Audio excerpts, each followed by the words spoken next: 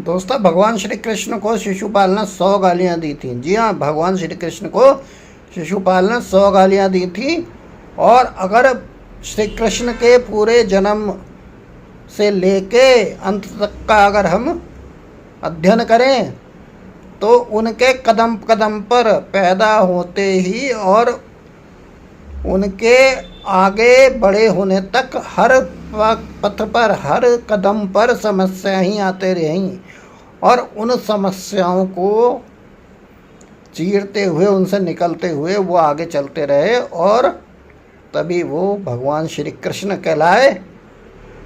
और यहाँ तक कि महाभारत जैसा ऐतिहासिक युद्ध भी श्री कृष्ण ने अपने बिना हथियार इस्तेमाल किए हुए पांडवों को जिता दिया। तो यहाँ पर तात्पर्य सिर्फ इतना है, जब श्री कृष्ण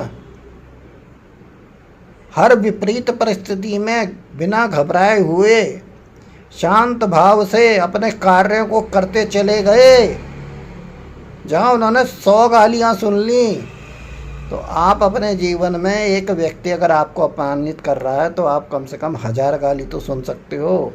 1000 से मेरे कहने का मतलब यहाँ बिल्कुल ये नहीं है कि आप गालियों की गिनती करना शुरू कर दें।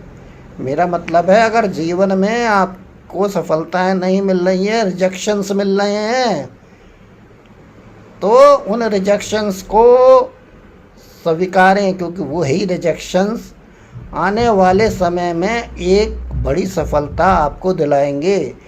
इसलिए जितनी सफलताएं, जितनी विघ्न बाधाएं, जितनी परेशानियां आपके जीवन में वर्तमान में चल रही हैं, वो ये दर्शाती हैं, वो ये दिखाती हैं कि आने वाले भविष्य में आप बहुत बड़ी ऊंचाइयों पर पहुंचने वाले हैं। बस ज़रूरत है कि ऐसे समय में जब आप चारों तरफ परेशानियां से घिरे हुए हैं और कार्यों में सफलता बहुत ही प्रयत्नों के बाद मिल रही है, या फिर हर व्यक्ति आपके अपोजिशन में खड़ा हुआ है, उस समय आपको घबराना नहीं है और अपने को संयम में रखकर, अपने को कंट्रोल में रखकर, अपने वर्ड्स को, अपनी भावनाओं को, अपनी इनर फीलिंग्स को कंट्रोल कर कर अपने कार्यों में जो भी आपका गोल है उसकी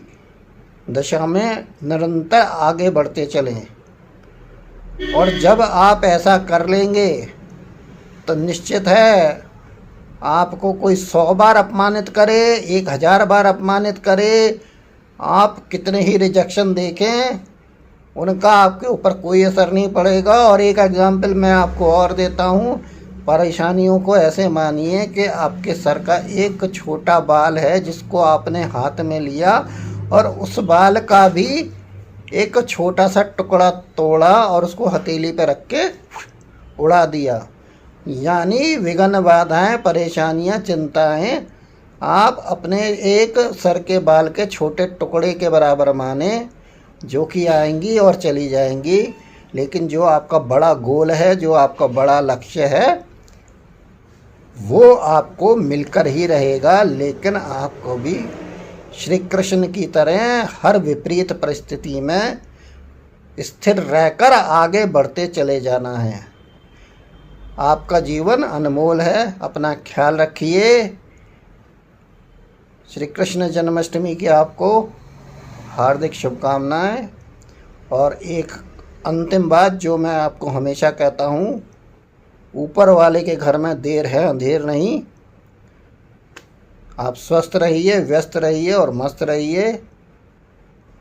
thanks for watching Ajay Vani.